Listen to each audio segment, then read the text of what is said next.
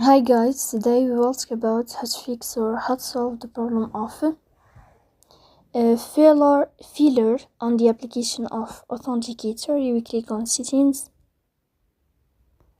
In this page you can click on apps, default apps, app settings. On above you can search about Authenticator and you will enter.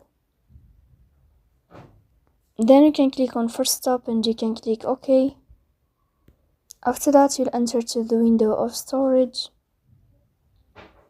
Here you can click clear cache. Don't click clear data because that can cause you errors or you can delete your account. In the end you can turn off your phone and you can turn on your phone again to fix that problem. So please don't forget to support us by like and subscribe. See you next time in another video and thank you for your attention.